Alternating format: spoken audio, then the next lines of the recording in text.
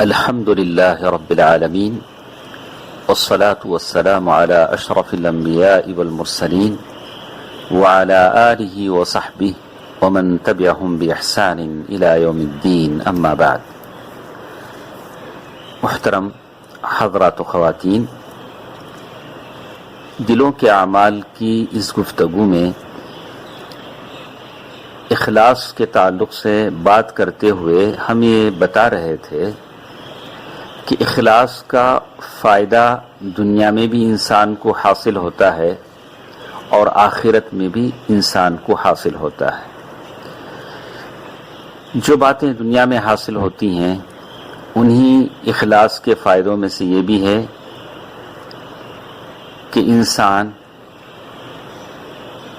اس کا سینہ ہدایت کے لیے کھول دیا جاتا ہے اور اسے ایک طرح کی عجیب لذت، سعادت مندی دنیا میں حاصل ہوتی ہے، اور مخلص انسان کی دعائیں بھی قبول ہوتی ہیں انشاءاللہ.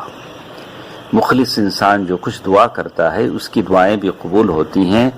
اسی کا ذکر شیخ نے اپنی کتاب صفحہ نمبر 90 میں کہا: ما يجده صاحبه من اجابت الدعاء وانشراح الصدر والسعادة الغامرة واللذة التي لا تدانيها لذة.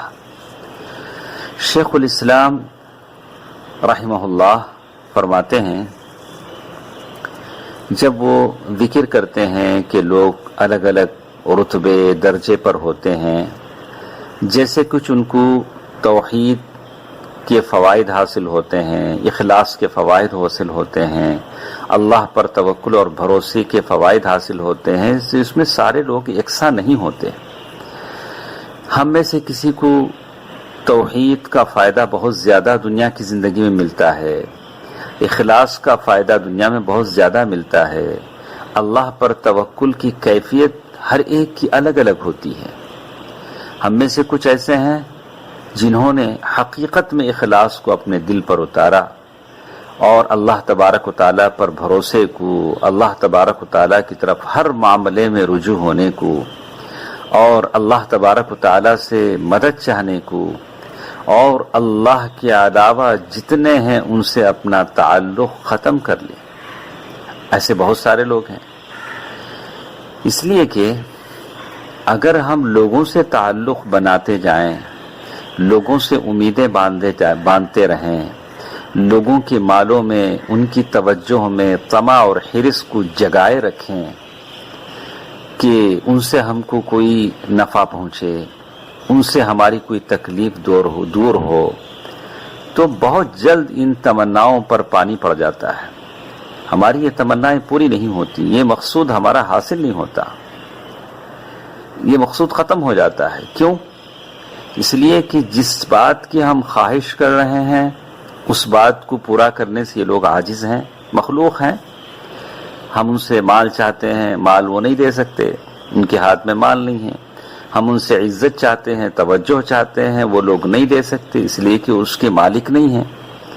وَإِمَّا لِإِنصَرَافِ قُلُوبِهِمْ عَنْ، کبھی ایسا بھی ہو سکتا ہے کہ کچھ نہ کچھ دے دیں اور کچھ ہماری مراد پوری کر دیں، لیکن ان کے دل ہم سے پھر جانے کی وجہ سے وہ نہیں کر سکتے. لیکن اللہ کی طرف ہم ہمیشہ اپنی توجہ رکھیں، اللہ کو منانے کی فکر کریں، اللہ سے اب داد رسائی کریں، اللہ تبارک و تعالیٰ کے سامنے ہاتھ پھیلائیں اخلاص کے ساتھ، تو اللہ ہماری دعاؤں کو سن لیتا ہے اور ہمارے تکلیفوں کو دور کر دیتا ہے، ہمارے لیے رحمت کے دروازے کھول دیتا ہے. تو میری اور آپ کی مثال تب ایسی ہو جائے گی کہ ہم نے توکل کی حقیقت کو جان لیا کہ اللہ پر توکل، بھروسہ کیا ہوتا ہے، اور اللہ تبارک و تعالیٰ ہی سے ہم پکاریں، کسی اور سے نہیں. اور یہی بات کا ذکر شیخ الاسلام نے کیا کہ توکل کا معنی کیا ہوتا ہے، اور اللہ کے جو اولیاء ہوتے ہیں، جو حقیقی توکل کو، بھروسے کو اللہ پر جان لیتے ہیں، نہ تو وہ کسی کا خوف ان کے لیے ہے نہ تو کسی کا غم ہے۔ جب انسان دنیا سے جا رہا ہوتا ہے تو اس کے لیے کہا جاتا ہے کہ لا خوف علیہم ولا هم یحزنون، نہ تو ان کو خوف کرنے کی ضرورت ہے نہ غم کرنے کی ضرورت ہے۔ خوف کس بات کا، غم کس بات کا؟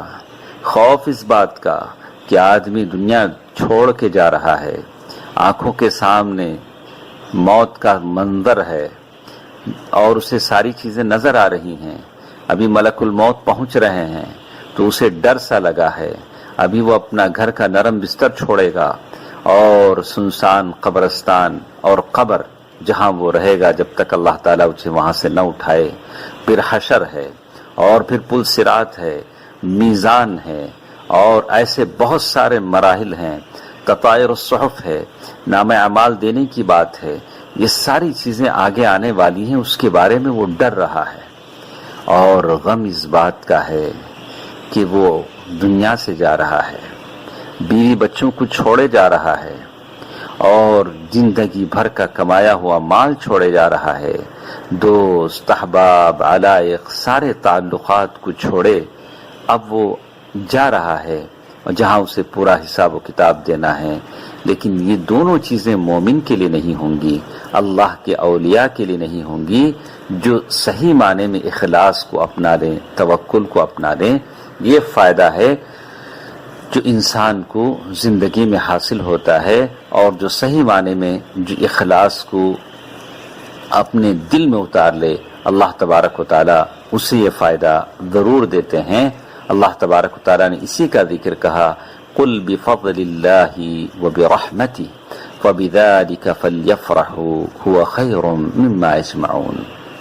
آپ فرما دیجئے اللہ تبارک و تعالیٰ کے فضل سے اور اس کی رحمت سے فبذلک فلیفرحوا، اسی بات کو لے کر مومن بہت خوش ہوں گے۔ وہ خیر مما یجمعون، یہ بہت بہتر ہے جس چیز کو لوگ جمع کر رہے ہیں۔ تو آدمی کا دل آرام پاتا ہے اور پھر اس کی وہ آخری تمنا ہے کہ آدمی اللہ تبارک و تعالیٰ کی رضا حاصل کر دے۔ یہ فائدے ہیں جو انسان کو حاصل ہوتے ہیں۔ اور ساتھ ساتھ ایک اور چیز جس میں بتایا گیا کہ اخلاص کی دنیا کا فائدہ کیا ہوتا ہے، تو کہا استقامت احوال المجتمعات وصلاح الراعی والرعیہ، یعنی سارا معاشرہ سدھر جاتا ہے، اور راعی اور رعیہ یعنی جو قوموں کو لیڈ کرتے ہیں، قوموں کے سردار ہیں، وہ بھی اچھے ہو جاتے ہیں اور قومیں بھی سدھر جاتی ہیں۔ سارے معاشرے میں، سارے مجتمعات میں، ساری جگہ سب صحیح راستے پر آ جاتے ہیں۔ اسی لیے کہا فَإِذَا صَلَحَتْ نِيَّاتُ النَّاسِ صَلَحَتْ أُمُورُهُمْ، جب لوگوں کی نیتیں اچھی ہو جاتی ہیں تو معاملے بھی اچھے ہو جاتے ہیں۔ آج ہمارے معاملے سر سے پیر تک جو پریشان کن ہیں، ہمارے سارے معاملے عجیب انداز میں ہیں اور صحیح ڈھنگ پر نہیں ہیں، تو اس کا سبب یہی ہے کہ ہماری نیتیں گڑبڑ ہیں۔ اگر نیتوں کو ٹھیک کر لیں تو پھر معاملوں کو ٹھیک کرنے والا خود بخود سارے معاملے ٹھیک کر دے گا۔ اللہ کے پاس کوئی کام مشکل نہیں ہے۔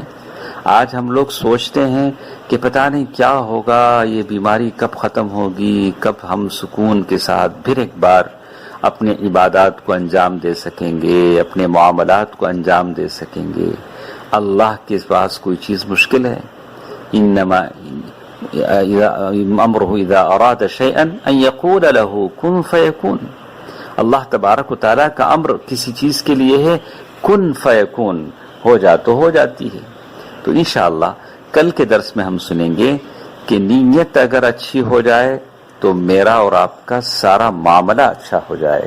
تو انشاءاللہ اس کی تفصیل کل کے درس میں ہم سنیں گے کہ کیسے یہ ہو سکتا ہے کہ اپنی نیت میں اچھی بنا لوں، میرے بگڑے معاملات، میرے بگڑے کام سدھر جائیں۔ اللہ تعالیٰ مجھے اور آپ کو عمل کی توفیق دے، آمین۔